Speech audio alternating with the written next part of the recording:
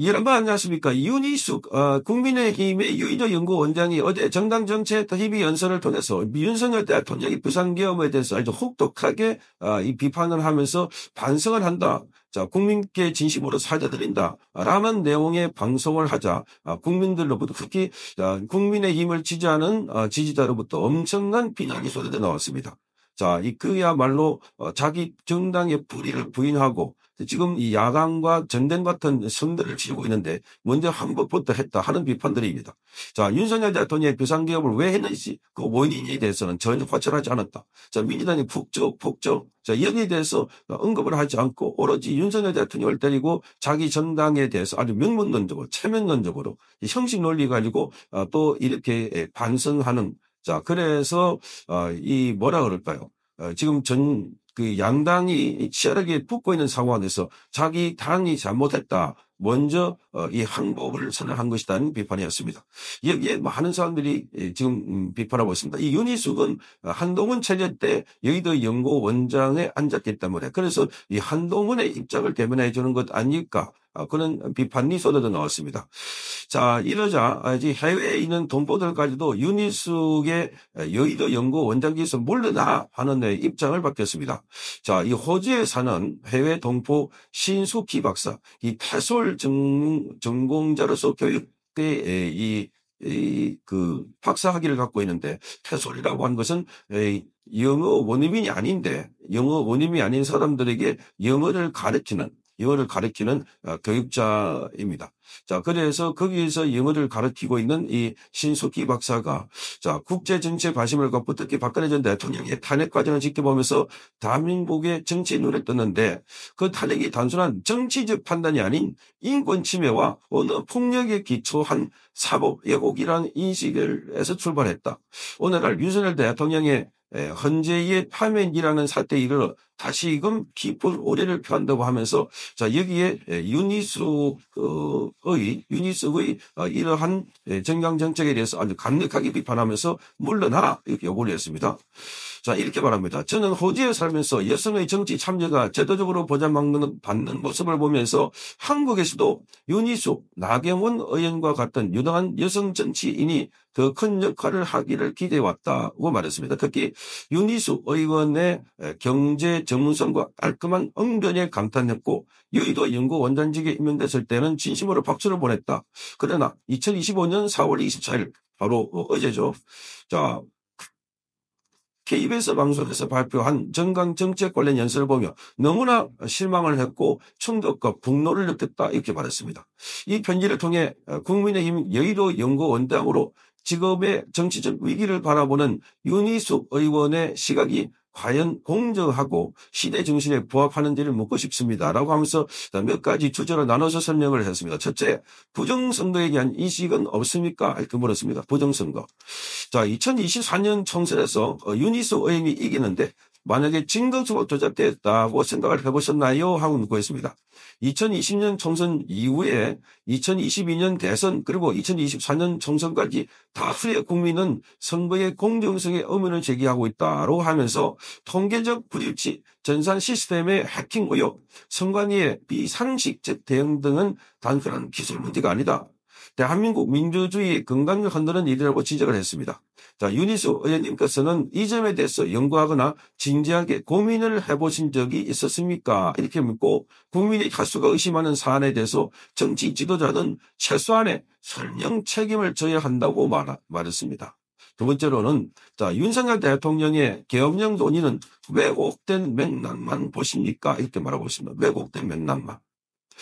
자, 윤 대통령의 계엄 논의에 대해서 사과하신 발언들을 들으며 의문을 가졌습니다. 물론 대통령 개인의 실책이나 정치적 판단 오류는 있을 수 있습니다. 그러나 그 배경에는 헌정 파괴 수준의 야당의 행동, 외세 간첩 개입 의혹, 그리고 선거 부정과 행정부 마비가 자리하고 있습니다. 이렇게 말하면서 국민 다수가 헌정 수호를 위한 최후의 조치로 개업을 이해했다.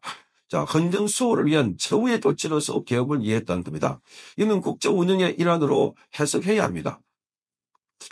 이를 단지 정치적 패착으로 몰아가는 것은 진실의 본질을 흐리는 것이라고 말하고 있습니다. 자, 세 번째, 여의도 연구원장으로서 결국 내각제 연정 지지는 자격 미달이다라고 집필관을 달렸습니다. 자, 오늘날 대한민국의 정치 구조는 단순하게 좌우 대결을 넘어서 외세와 결탁한 반국가 세력과의 체제 전쟁 양상으로 전개되고 있다. 이렇게 지적을 합니다. 내각제는 정치 기득권 세력이 권력을 나누는 부대의연한 방식으로서 전락할 가능성이 매우 높다는 점을 지적했습니다. 실제로 중국의 영향력을 확대시키는 결과로 이어질 수 있다는 겁니다. 자, 여당의 정책연구수장이 이런 위협을 간과한 채 내각제를 제안하는 것 자체가 심각한 전략적 판단 착오다 하고 있습니다. 윤은숙이 이렇게 내각제를 제안했다는 것, 이게야말로 지금 정치꾼들이 하고 있는, 자, 그야말로 오래된 정치꾼들처럼 자리에 나눠붙고 여야 구분 없이 형동생하면서 이렇게 정치를 계속 하겠다는 그 구도를 그대로 지금 논리적으로 뒷받침해주는 이야기다, 이렇게 비판하고 있습니다. 자, 네 번째, 조 보수 대통령의 탄핵은 정말 두 사람만의 책임입니까? 하고 묻고 있습니다. 자, 박근혜 대통령과 윤석열 대통령 모두 헌법재판소의 전원일치 파면이라는 극단적인 결정을 받았는데 과연 두 사람의 잔원만으로 지금 귀결된 문제일까? 이거 묻고 있습니다. 본인은 아니라고 생각한다. 자, 오히려 저는 수십 년간 대한민국 사회에 각계에 침투한 좌파 이념, 그리고 사법 카르텔, 미디어 장악 구조가 작동한 결과라고 설명을 합니다. 이념과 체제의 대결이라는 큰 그림 없이 탄핵을 정치 실패로만 단정한 것은 지적 균형을 잃은 시간이다.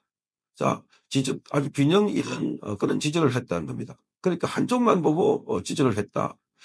그러면서 이렇게 말합니다. 윤희숙 의원께 간곡히 제안을 드립니다. 지금 윤희숙 의원께서는 경제 전문가로서의 역량과는 달리 국제 정세와 체제 갈등의 본질을 보는 시야에 있어서 매우 협소한 인식을 드러내고 있다.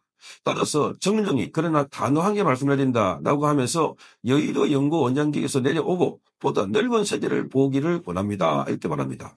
호주, 미국, 캐나다 등지에서 중국 공산당의 실질적 영향력이 어떻게 작동하는지를 체험하신다면 한국의 정치 현실도 다른 시야에서 바라보게 되실 겁니다. 이렇게 적고 있습니다. 그러면서 윤 의원님의 품격 있는 정치 재도약을 기대합니다. 지지와 존경을 보냈던 한 시민으로서 다른 정치관과 역사인식 회복을 통해 진실의 편에 서는 그런 지도자가 되어주기를 간곡히 바랍니다. 정치란 옳고 그름의 문제이고 진실 대 거짓 그리고 선 대 악의 문제다. 이제부터라도 부정선거에게서 깊이 연구하고 현재의 대한민국을 진단해 주기를 부탁드린다고 밝혔습니다. 그때 윤희숙 의원님의 언어는 진정한 사자포로서의 역사에 남을 것입니다 하고 그를 마무리했습니다. 자, 이거를 보면 지금 윤희숙 여의도 연구원장이 얼마나 현실 인식을 제대로 못하고 있는지, 한쪽이 편향되어 있는지를 잘 지적하고 있습니다. 아주 격식을 갖춰가지고 잘 쓴 문장입니다. 자, 그러니까 결국은 윤희숙은 자, 지금 내각제 그것도 내각제 기업원을 판 깔아주려고 여의도 연구원 싱크탱크가 전설을 하고 있으니 국민의힘에서 무슨 전략적으로 아이디어가 있고 또 싸움에서 어떻게 대비를 하는지 전혀 없다는 겁니다. 민주당이 폭주를 해도 민주당이 이재명이 지금 일당 독주해가지고 완전히 지금 대통령이 된 것처럼 그런 행세를 해도 가만히 쳐다보고 있고, 이 여의도 연구원에서 그런 걸 대비해가지고 아이디어를 짜고 전략을 내고 이렇게 해가지고 선거 전략을 짜야 될 이런 조직들이 지금 가만히 그냥 길거리에 붙이는 플래카드를 보면은 우리가 잘못했습니다. 이건 한마디로 책임을 회피하지 않겠습니다. 계속해서 국민의힘이 내놓는 것은 반성 또 반성, 항복 또 항복입니다. 이러니 무슨 민주당이 폭주를 견제를 할 수 있겠습니까? 여의도 연구원장부터가 정말 패배적인 짓들에 있고, 자, 그러니까 당이 다 죽어도 나 혼자만 고고한 척 하면 된다, 그런 생각을 갖고 있는 인물이 아닌가, 그런 생각이 듭니다. 성창경 TV였습니다.